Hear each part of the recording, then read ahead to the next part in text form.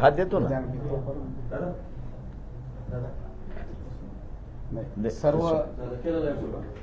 सर्व पत्रकार बंधूंचं या ठिकाणी पत्रकार परिषदेमध्ये वंचित बहुजन आघाडी अकोला जिल्ह्याच्या वतीनं मनपूर्वक स्वागत करतो.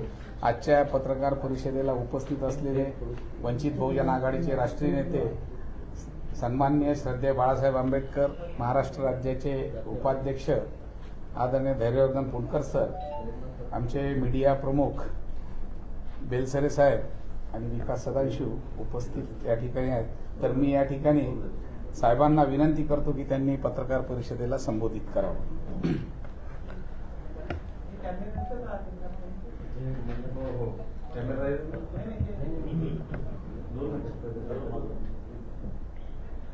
मला ओके सांगा म्हणजे मग मी सुरुवात करतो.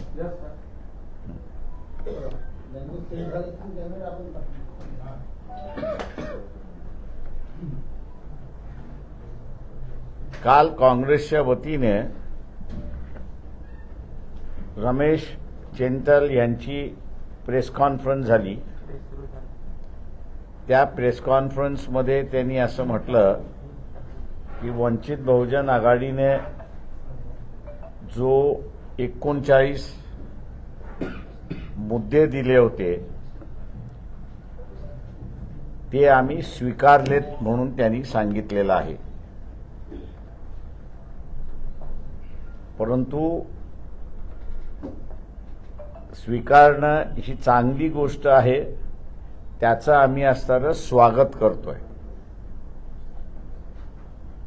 आम्ही काँग्रेस पक्षाला, त्याच्याचबरोबर एनसीपीला, शरद पवार गट आणि शिवसेना उद्धव ठाकरे गट यांना विनंती करतोय की त्यांनी सुद्धा त्यांच्या पक्षाचा मसुदा काय आहे तो आमच्याशी शेअर करावा, जेणेकरून एकमेकांना कळतं की आपण कुठल्या मुद्द्यावरती एकत्र आहोत आणि कुठल्या मुद्द्यांवरती एकत्र नाहीत. दुसरा मुद्दा त्याच प्रेस कॉन्फरन्समध्ये काँग्रेसच्या वतीने मांडण्यात आला की आम्ही जागा कुठल्या घेणार हे दिलेल्या नाहीत. आम्ही त्यांना असताना मागच्या बैठकीमध्ये आणि याही प्रेस कॉन्फरन्स मार्फत आम्ही असताना त्यांना विचारतोय, लेखीही आम्ही त्यांना पाठवणार आहोत की जागेंचा समझोता झालेला आहे असं वक्तव्य त्या ठिकाणी करण्यात आलेलं आहे. समझोता झालेल्या जागा कुठल्या पक्षाला गेलेल्या आहेत याची माहिती त्यांनी आम्हाला जर दिली, लेखी किंवा वर्तमानपत्रातून, जे माध्यम त्यांना सूट होईल त्या माध्यमातून, तर बैठक लवकरच बोलवल्या जाईल असं त्यांनी जाहीर केलं. एकत्र येण्याच्या दृष्टिकोनातून मग आम्हाला ज्या जागा पाहिजेत त्या जागा कुठल्या पक्षाच्या कोट्यामध्ये गेलेल्या आहेत हे पाहता येईल आणि त्या पक्षाबरोबर वाटाघाटी करून पुढच्या मीटिंगमध्ये किती ॲडजस्टमेंट झालं, किती ॲडजस्टमेंट झालं नाही किंवा पूर्णपणे ॲडजस्टमेंट झालं याचा आराखडा आम्हाला असताना त्या बैठकीमध्ये देता येईल.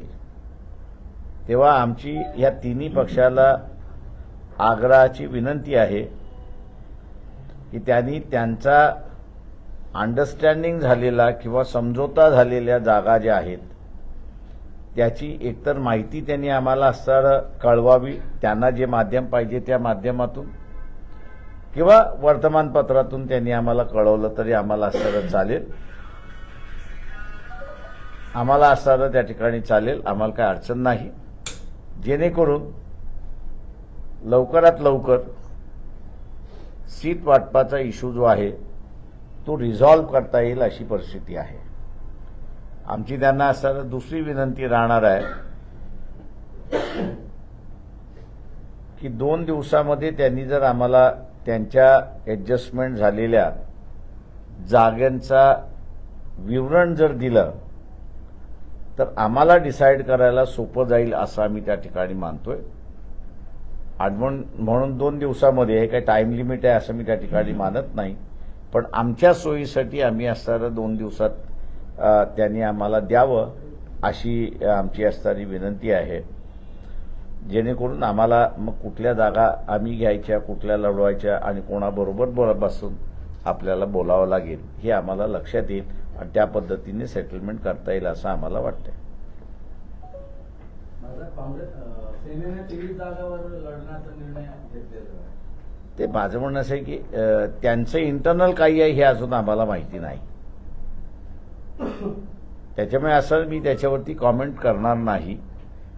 त्यांनी एवढंच म्हटलंय की आमचं एग्रीमेंट जागेंवरती झालेलं आहे, ते एग्रीमेंट झालेलं त्यांनी आमच्याशी शेअर करावं, जेणेकरून आम्हाला ज्या जागा पाहिजेत त्या जागा ज्या ज्या पक्षाच्या कोट्यामध्ये गेलेल्या आहेत त्यांच्याबरोबर आम्हाला बोलता येईल आणि रिझॉल्व्ह करता येईल, हे आम्हाला सोपं जाईल त्या ठिकाणी. मुंबईतील लोकसभेच्या ज्या जागा आहेत त्यामध्ये महाविकास आघाडीमध्येच तिढा निर्माण झालेला आहे. मी काय म्हणालो आपल्याला की त्यांच्या इंटरनल काय चाललंय ह्याची आम्हाला माहिती नाही. आम्ही असताना त्यांना म्हणालो होतो की तुम्हाला इंटरनल ह्याच्यामध्ये आम्हाला इन्व्हॉल्व्ह करून घ्यायचं असेल तर ही मुभा आपली आहे, तो अधिकार त्यांचा आहे. इन्व्हॉल्व्ह करून घ्यायचं नसेल तर आम्ही असं म्हणालो की तुमचं पहिल्यांदा सेटलमेंट होऊ द्या आणि मग इंडिव्हिज्युअल पक्षाची आम्ही सेटलमेंट करतो. सर 6 जागा राहिल्या, त्याचा तिढा आता लवकर सुटेल असं ऑडिटर म्हणतात. मान्य आहे, मला वाटतं आपण ते फेस व्हॅल्यूवरती एक्सेप्ट केलं पाहिजे असं मला वाटतं. कोणत्या 6 जागा आहेत? मला माहित नाही, म्हणून तर मी म्हटलं ना की मला ऍडजस्टमेंट झालेल्या जागेंचं त्यांनी आम्हाला माहिती द्यावी, जेणेकरून मग आम्हाला कुठल्या जागा मागायच्या आहेत त्या त्या पक्षाशी आम्ही बोलू शकतो. महाविकास आघाडीत डायरेक्ट समावेश नाही आहे. आम्ही निमंत्रक आहोत, त्यावेळेस मी खुलासा केला होता आणि आम्ही निमंत्रक म्हणून त्या बैठकीत बसतो आहोत. महाविकास आघाडीचा भाग जर असतो तर वाटाघाटीमध्ये आम्ही असतो. त्यांनी तुम्हाला बोलावलं तेव्हा त्यांचा मसुदा दिला नाही का तुम्हाला?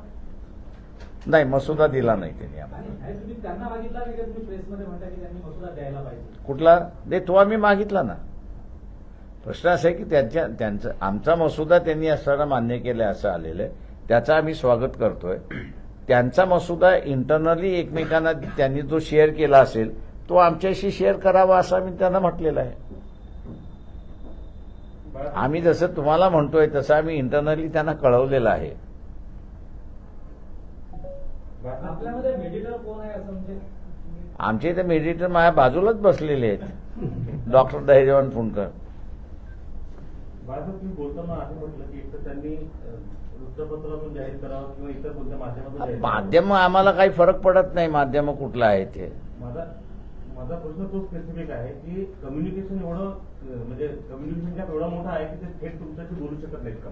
मला माहित नाही. आता त्यांनी आमच्याशी कसं बोलावं हे त्यांनी ठरवायचं आहे. आम्ही ते जे माध्यम ते ठरवतील ते आम्ही एक्सेप्ट करायला तयार आहोत. साहेब, आपली जागा किती जागांची मागणी आहे? मी म्हटलं ना, आम्हाला जोपर्यंत कुठला पक्ष कुठल्या जागेंवरती लढतोय हे कळाल्याशिवाय आम्हाला आमचा डिसिजन घेता येत नाहीये. त्यांनी आज सांगितलं की तुम्ही 5 जागा मागितल्या आणि आम्ही 3 देतोय. आमचा अजून असणारा आराखडा कोणाला गेलेला नाही हे माझ्या आजच्या प्रेसवरनं क्लिअर होतंय.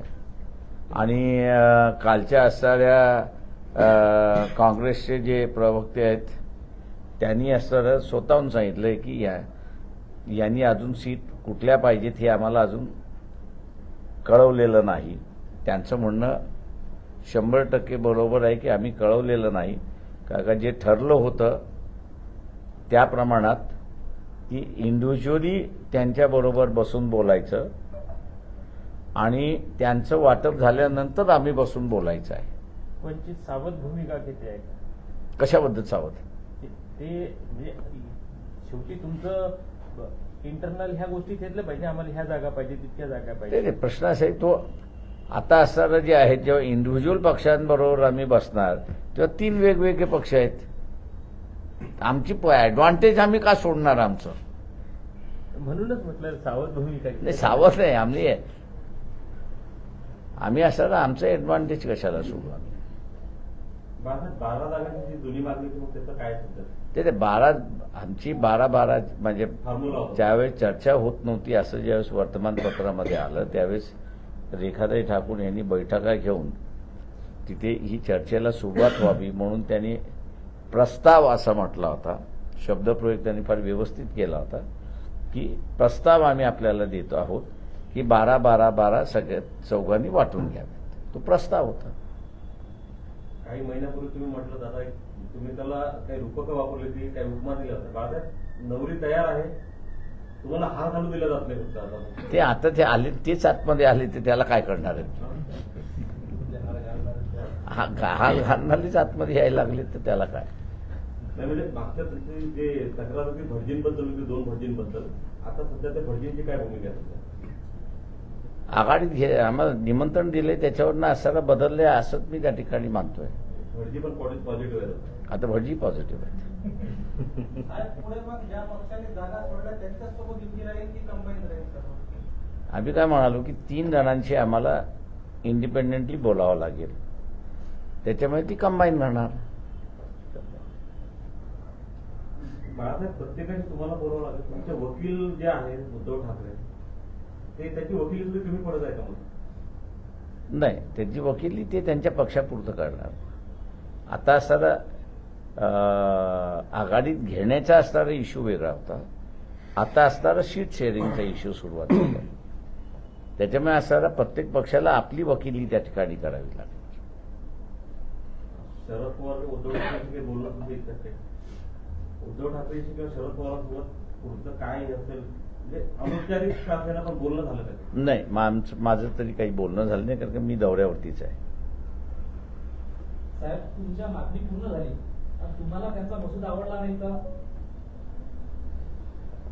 ते माझं म्हणणं असं आहे की मसुदा आवडो न आवडो हा इश्यू नाही.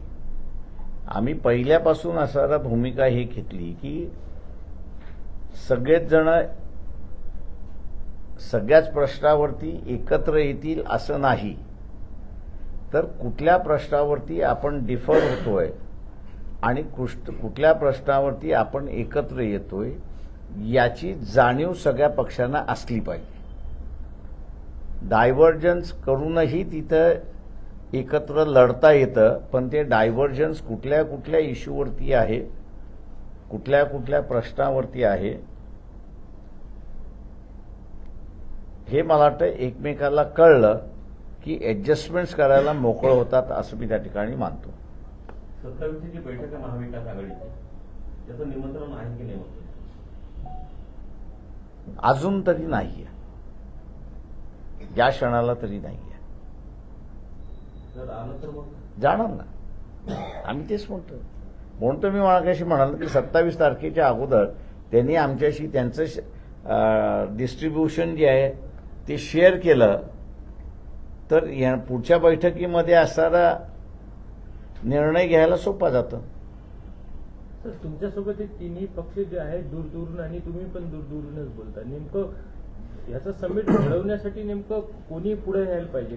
ते माध्यमच प्रश्न पुढे येऊन नाही, राहिले, माध्यमात नाही, माझं म्हणणं असं आहे की ते पहिल्यांदा एकत्र बसणार आहेत, त्यांचं ते शेअरिंग करणार आहेत, त्यांचं शेअरिंग झाल्यानंतर मग आम्ही 3 घटक जे आहेत त्या इंडिव्हिज्युअली त्यांच्याशी बसून आम्ही आम्हाला जे पाहिजे ते मांडणार. सुटणार न सुटणार हा वेगळा इश्यू आहे. त्या ह्याच्यामध्ये आम्ही इंडिव्हिज्युअली सगळ्यांशी बसून मग ऍडजस्टमेंट करणार अशी परिस्थिती आहे. त्याच्यामुळे पहिल्यांदा त्यांचं ऍडजस्टमेंट झालं पाहिजे. सर्व काही सुरळीत पार पडेल असं वाटतं तुम्हाला? पार पडलं पाहिजे असं मला वाटतं. गरज आहे.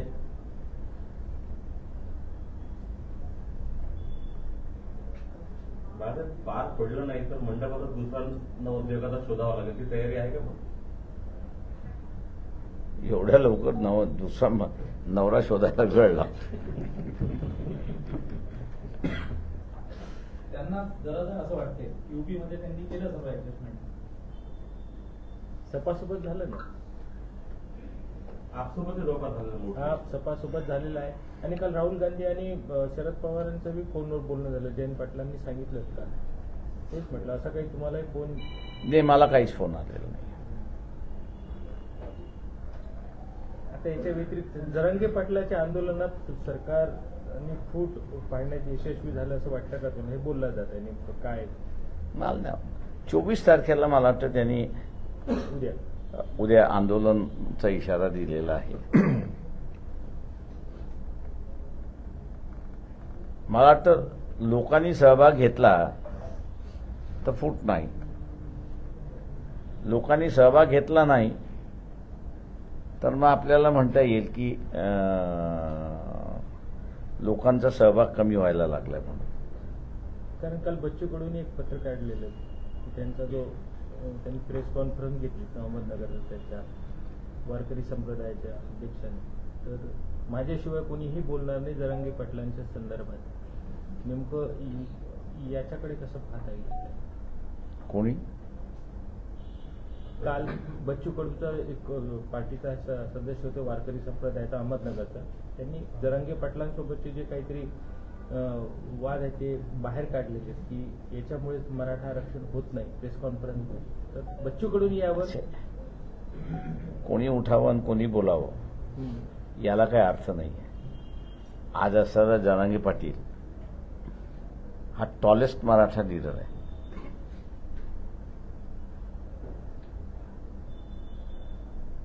त्याच्यामुळे असं कोणी उठावं आणि कोणी बोलावं याला काही अर्थ नाही आहे आणि त्याच्यावरती रिॲक्ट होण्याची काही गरज नाही आहे. बाळासाहेब, शाहू महाराज जे आहेत त्यांनी कोल्हापूरमधून लढायला त्यांनी सकारात्मकता दाखवलेली आहे. तर आपण संसदीय राजकारणात होतो तर लोकांना आनंद दिवस पडला आहे. तुम्हाला काय वाटतं, तुमचं काय भूमिका आहे? माझं म्हणणं असेल ते महाविकास आघाडीचे भागही नाही आहेत असं मला वाटतं. महाविकास आघाडी महाविकास आघाडीचा भागही नाही आहेत ते. नाही.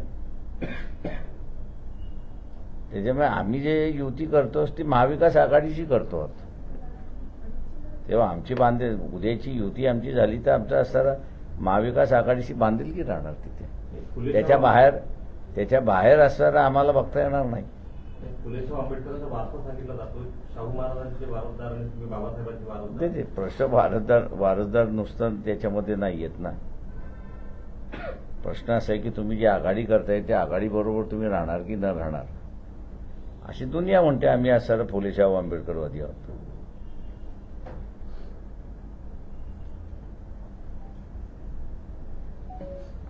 जम्मू काश्मीरचे माजी राज्यपाल जे आहेत सत्यपाल मलिक यांच्यावर धाडी टाकण्यात येतात. नेमकं मैं डरूंगा नाही अशा पद्धतीने नेमकं काय? त्यांनी जे पुलवामाच्या संदर्भातली माहिती दिली हे सरकार पूर्णपणे घाबरते. त्यांच्याकडे अजून काही माहिती असेल ती दडपण्याची असणारी कारवाई चालली आहे असं मी त्या ठिकाणी मानतोय.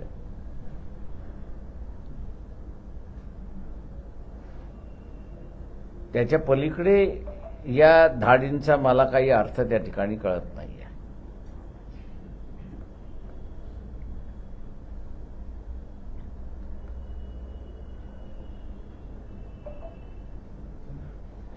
बाळासाहेब, कुलकर सरांसोबत आपल्याला जे एका दोन पत्रकार वगैरे पाठवले चर्चेसाठी, आम्ही खूप चांगल्या पद्धतीने पत्रकारांनी ठरवा कोण जायचं ते पाठवून देतो आम्ही. आम्हाला काय प्रॉब्लेम नाहीये.